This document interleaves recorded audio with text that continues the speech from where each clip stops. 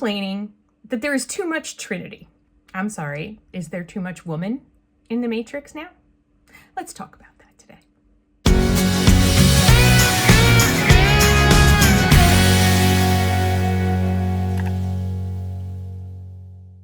So I finally had time to watch Matrix Resurrection, the fourth Matrix movie. And I had so wanted to go see it in the theaters. Oh, and by the way, this is going to be a makeup vlog because I like to multitask and I have a lot to do today. And I'm behind on doing everything because I was sick, my mom was sick, nobody had COVID, it was just life. So, and it's funny because I keep wanting to call it Revolution even though it's Resurrection. And yeah, my bangs are going to bother me through the whole video. And I've decided to grow out my hair based on that awesome wig. Elvira will insert a picture of the wig, me in the wig. It's the real me, it's the wild me. We're going to talk about that in the future. I finally watched the movie. And before I saw the movie, I saw that a lot of people were having issues with there being so much of a focus on Trinity in this version of the movie. And this is like, you know, we're back in the Matrix again, which I know confused some people, but if you go back, especially if you listen to the whole architect speech, which I know it's painful, watching the architect speech is like, thank God they had those video screens going in the background showing Neo in all his different incarnations yelling and screaming and stuff, because that scene is just like, but he does make it pretty dang clear that, like, look, this has all happened before, it's all happened again, it's going to happen again. Different entities like yourself are built into the Matrix on purpose. So even though at the end, we think that there's been some sort of a victory at the end of the third movie, there really wasn't. Really, there wasn't. It was just a reboot. Like, he just like McFrickin' died, reboot. Now we are how many decades later? It's almost 20 years. And we're back in the Matrix. But people are complaining that there is too much Trinity. I'm sorry, is there too much woman in the Matrix now? Let's talk about that today. So to prepare for watching Matrix Resurrection, swear I want to keep calling it Revolution, I, of course, did what every other geek did. I went and I rewatched all of the original Matrix movies. And that was, you know, that second movie, man, Reloaded is like painful. It's just, you know, it's an obvious setup. Like the first movie could have stood alone and could have stood. It could have been a standalone movie. Totally, that would have worked, would have been real simple for everybody. But they also did kind of leave it open that there could be more Matrix movies, and since it did so well. But then what happens is when you make a trilogy, you have to make that middle movie. And like 80% of the time, that middle movie sucks. And so, yeah, Reloaded sucks. And then you get Revolution, which is supposed to neatly tie everything into a bow for us. And it's the most complex bow. You need one of those things that you buy that you put the ribbon in to make it a fancy bow because I don't know what the heck's going on. Yeah, but like, so we think we get some sort of resolution in our revolution. But in reality, we don't, right? Because like I said, that the architect gives his speech and all this has happened before and it'll happen again, or that might be from Battlestar Galactica and oh good Lord, my bangs. So we think it's over. But then a lot of things happened in the lives of the makers, the writers, the creators of the world of the Matrix, the Wachowski sisters. Now, the obvious thing is that they were the Wachowski brothers when they made the Matrix and all of those movies. And so in the intervening time, they have both come to a point where they are living their truth as women. And that is a journey that, look, I am a middle-aged, white, cis female, heterosexual, Christianish, paganish, spiritual, just middle class. Look, I'm me, right? Now, I have some stuff in my family. I have an interesting immediate family. And so I probably have a little bit more an understanding of what may have gone on for them, but I didn't live it, you know? And I would love if Lana and Lily at some point wanted to tell the story literally for us, because I really like to read those stories because they help me to understand the people around me. But that's not what they do. They're gifted in storytelling in really unique ways. I mean, V is for Vendetta. I mean, you know, come on. So Sense8. So this is a bit of that telling of, at least from Lana's perspective, of Lana telling her story. But I think more accurately, it's Lana telling a more accurate story of what the Matrix should have been originally. Did you ever notice in the Matrix that all of the people who were important and had any, you know, ability to make anything, you know, interesting or important happen were all men? What was that about? Trinity is there just as a vehicle for Neo to have some sort of feelings. Like, that's her purpose? That's the purpose of the women in these movies, is to worry, to be you know, Jada Pinkett Smith's character is, she's a tug of war between two guys, right? I mean, yeah, I know she's a captain of a ship and she's cool and she's all these things, but that's not why she's in the movie, okay?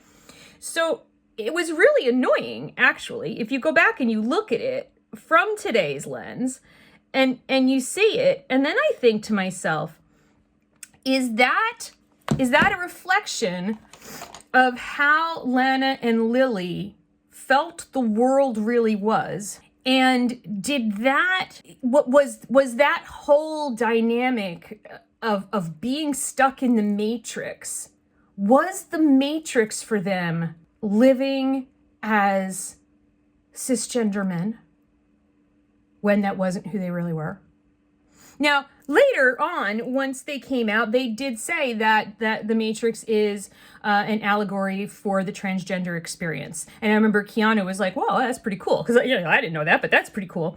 And you can see it when you watch it from that lens. You can see it, but it's like, wow, the relegation of females to lower places of power in the movie, their ancillariness in the movie. So in the new movie, it's mostly about Neo's quest to reconnect, to find and rescue Trinity. You're like, well, how is that different from the first movie? Well, in the first movie, she rescued him. Self-rescuing princess in the first movie. Way to go. That was pretty cool. I think what's going on here is a realization, almost we're almost following Lana's story, where she realizes that Neo is not the one. Neo is not her. Trinity is her. And the very end of the movie really, really just, I mean, couldn't have been more obvious to me, and there will be spoilers, about like, what is that? Whoa, what just happened? You know, and I think a lot of people don't get it, and people are ticked. They're ticked. They're like, why is it all about Trinity? Why so much Trinity? All this time spent on Trinity. That's not what this movie is about. Sorry. That's not what Resurrection is about. Resurrection is about Lana resurrecting herself, claiming her power as a woman. That's what Matrix Resurrections is about. And so you need to just get off your why is it so much about Trinity bandwagon, people. Why am I so fascinated with this concept, with the transgender experience? Is it just because of having a transgender person in my immediate family? Yes and no. That's where it started. But then, excuse me, I need to put on eyeliner, so I can't look at you while I do that. I do need to look in the mirror because I need the magnifying portion because I'm old. So I've learned a lot of stuff about my own family. Now, there have always been gay people in my family that I've known. None of them, until very recently, lived openly gay lives. What I discovered was, in just doing some work, as I talked about in the Bruno video, I've been doing a lot of introspection into both internal family systems and my own childhood trauma, and also kind of the roles that people in my actual external family played in a lot of that, and just kind of, in how did I get here? I think I spent a lot of my life wondering, how the heck did I get here? It's like, sometimes I'm just like, wow, I'm amazed I'm still here. And so what I realized was, and this is my grandmother's been gone for 20 years.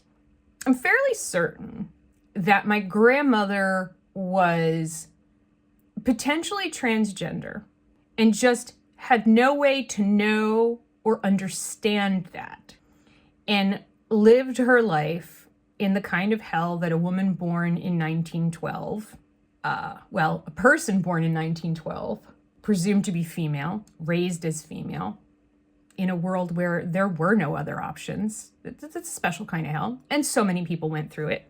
And what does this have to do with Matrix? We're coming back, I promise. So kind of looking at her life, and looking at the different experience that Lana and Lily Wachowski have been able to have, and the lives that people today are able to have, which are still so hard, but then realizing how this historical demonizing and rejection and suppressing of our true natures creates so much pain and heartache in the whole world, because it creates people who are hurting, and hurt people. They don't mean to. My grandmother never meant to hurt me. She never meant to pass on any painful anything to me. My grandmother loved me. My grandmother raised me. But my grandmother raised me. Being a woman was not a good thing. When I got my period, she cried like hysterically. She really, really, really instilled in me a disgust for my own body. But you see, I'm not transgender. I am female. I was born female. And I happen to have the handy anatomy for that. But my grandmother was born with female appearing parts and the soul of a man. Now, it's important for me to point out to you, my grandmother was not a lesbian. No, my grandmother was a gay man, just in a body that didn't fit with that, in a time when there was nothing she could do about that. And so she lived a very painful lie. An extremely painful lie, and made a lot of really bad life choices based on that painful lie, and then passed down to her daughter and her granddaughter some really painful stuff. She didn't do it to hurt us. She didn't understand herself. If you were to sit her down and explain this to her, I'm sure she would have been horrified, and just like, because that's the time she grew up in. I have a dear friend who passed away in the last few years, who was just starting in his 50s to step his toe into the water, or her toe, I'm sorry.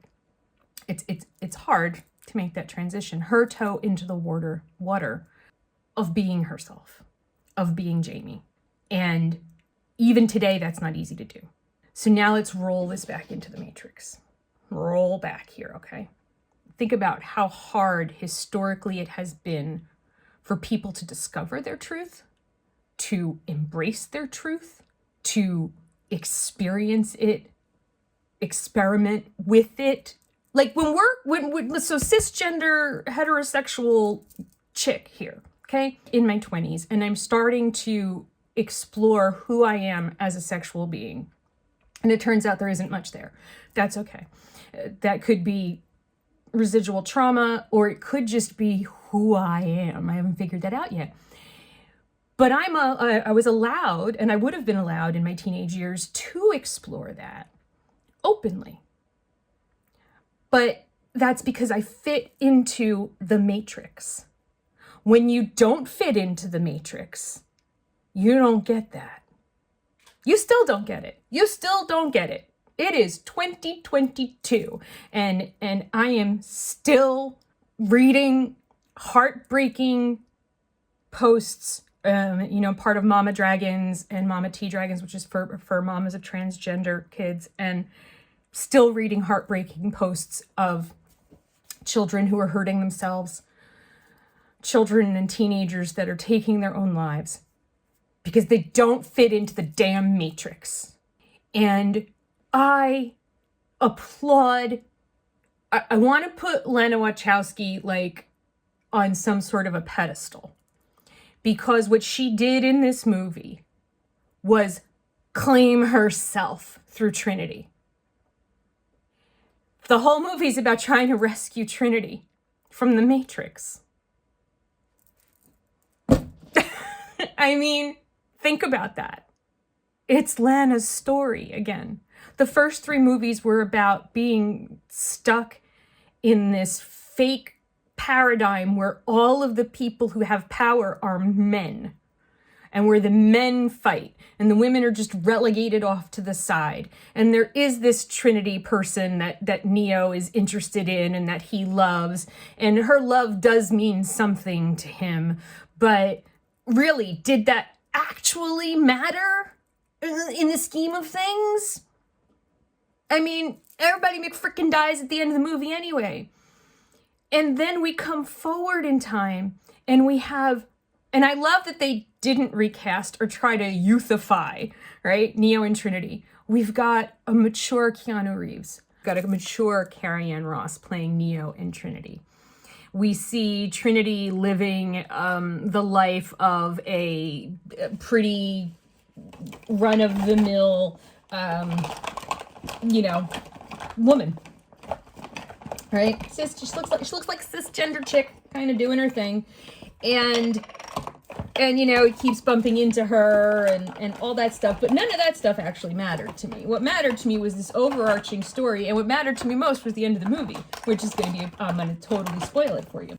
It's about this quest for Lana to find herself, to really, really find herself. And then at the end of the movie, to claim her power.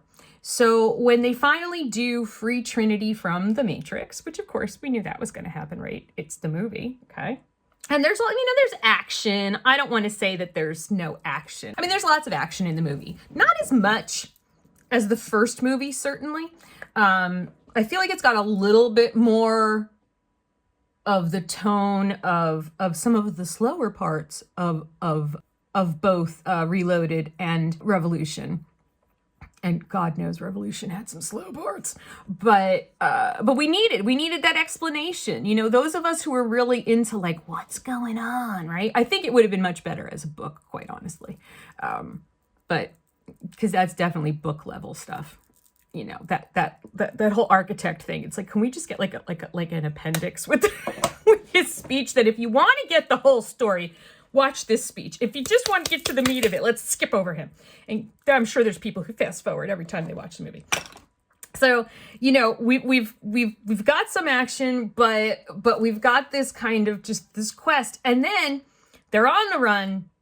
Neo doesn't have all of his powers this time. He's slowly getting them back, but he doesn't really have all his powers. And, he had one really cool power. He had this cool power that they ended the first movie with him doing his Superman move, right? As they call it. I think they call it that in Reloaded. He could fly. Which means he could jump off a roof and not die. He and Trinity, total spoiler, jump off a roof together. Okay? And guess what? Neo can't fly. But somehow they don't die. And he's like, I didn't do that. She did. Because Trinity has the power to fly now, not Neo. Lana has the power to fly now. She's brought this whole story of the Matrix full circle, not just in a movie, but in her life. She made this movie on her own. Her sister just was like, yep, nope, not something I want to do, but you have my blessing. Go with it, babe. And it's so beautiful. It is so beautiful to me that she made a movie where the one is a woman. There's a lot of people arguing that. Is Trinity the one? Or are Trinity and Neo together the one? But her name is Trinity. If you were raised in any kind of sort of Catholic-ish, Eastern Orthodox religion, or even Christian religions, but I know that we make a bigger deal about the Trinity in the Catholic Church. The Trinity is the Father, Son, and the Holy Spirit. And you've got, two men and a Holy Spirit. Now, some people believe that Holy Spirit is the divine feminine. And some people don't. Some people are like, that's not. But her name is Trinity. And a Trinity is something that is complete in itself. The number 3 is very significant spiritually. I'm going to test your knowledge. Answer me in the comments. What is the strongest shape? What is the strongest shape? Come on, go back to school for a minute. What is the strongest shape? It should be obvious because I'm talking about trinities. Yeah, the power of 3, right? We know the power of 3. It's charmed. But yeah, the number 3, the concept of a Trinity, it is no mystery to me that, there was so much Judeo-Christian symbology within all of the Matrix movies. But, in her name, Trinity. And I'm going to really bake your brain for a second. I'm just going to make you go, what now? So especially because this is called resurrection. So there are some Christian scholars, mostly Catholic scholars, not Christian scholars necessarily, but Catholic, mostly Jesuit theologians. In particular, one, Father Richard Rohr, read all his books. His books are amazing. But anyway, here's one that's going to bake your brain. From Father Richard Rohr, a Jesuit priest and theologian, highly respected by the church. And I'm sure they wish that they had could unrespect him, but then that would undo a lot of things. He believed that Jesus, especially upon the resurrection, if not before, had a female soul. Now, he believed that prior to the resurrection, Jesus had a female soul inside a male body. But I think where he was going with that is that Jesus was a complete human being. And I think that in a way, and certainly after the resurrection, he definitely believed that he was complete and not he was neither man nor woman. He was God. And if we look at that and we go back to the Matrix and we look at the term resurrection as the choice for the title of this movie. So we had the Matrix, then we had Reloaded, then we had a revolution. Now we have a resurrection. We can't continue to ignore the Judeo-Christian symbology in the Matrix, right? And so why choose the term resurrection as the title of this last movie? And I do believe it's because Lana resurrected herself as a complete human being, owning her female identity, but also knowing that within all of us, every single one of us, a truly complete person is in touch with both components of what it is to be human.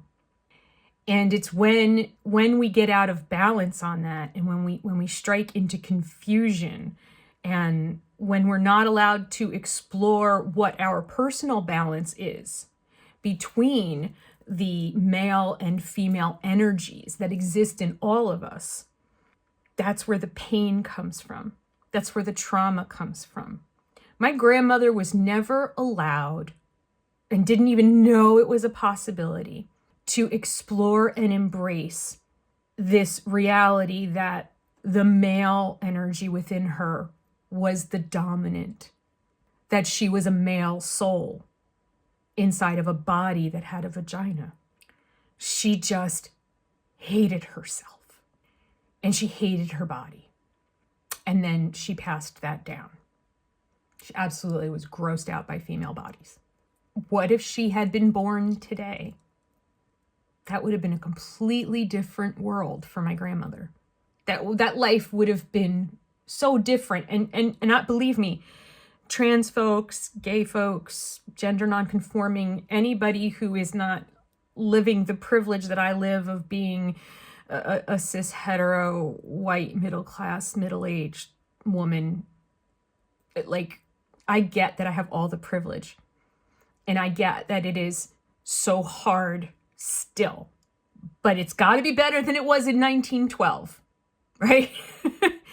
And I love that this movie exists.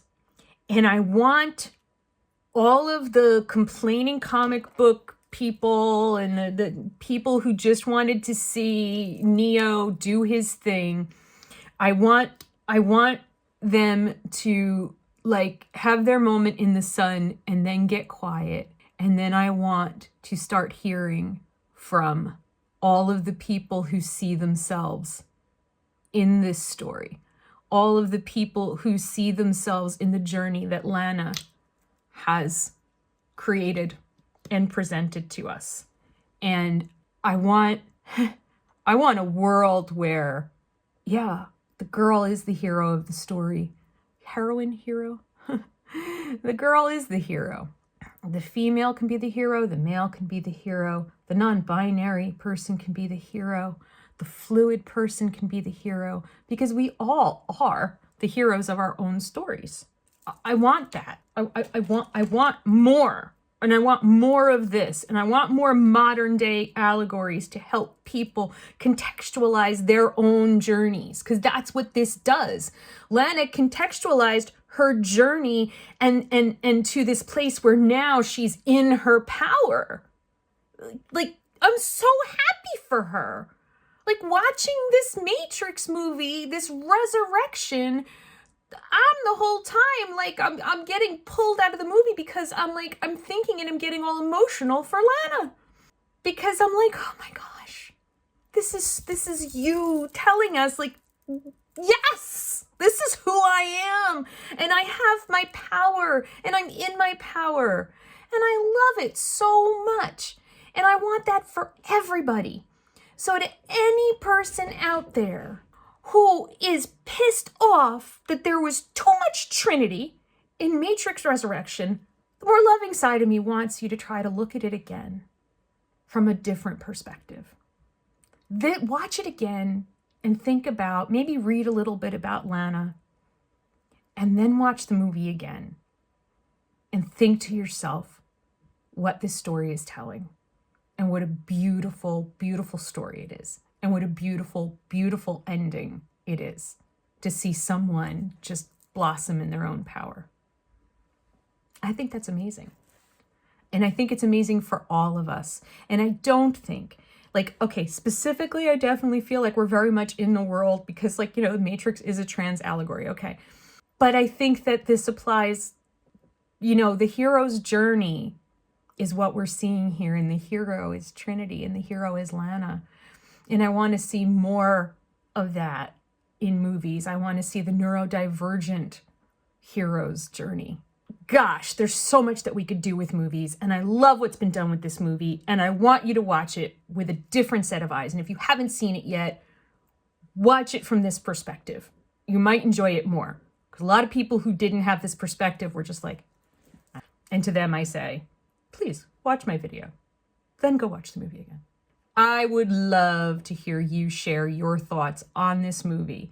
I would love to hear from transgender people, but everybody.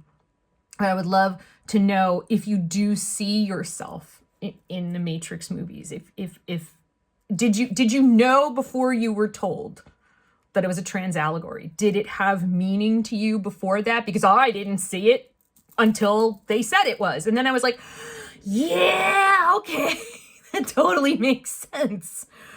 But I didn't see myself in it because I'm not transgender, you know? So I didn't, you know? I'm just the cis-het middle-aged white chick here. Oh, it's snowing today. I thank you all so much for watching. I thank you for listening to me. I thank you for hanging out with me while I put on my makeup, because otherwise I sing and wake up my son and annoy the crap out of him, because when you're 18 years old and your mom is down here singing The Rose by Bette Midler, it's really annoying. Let me tell you something. I can rock that song. Let's sound off in the comments, folks. Let's hear what we all have to say. And I thank you so much for watching. I thank you for being committed to getting better together, not just on this channel, but in the world, because together is the only way we are going to do it. I love you guys so much. Please stay safe, stay well, keep an open mind, and let me know what you think about the Matrix Resurrection. Love you guys. Bye.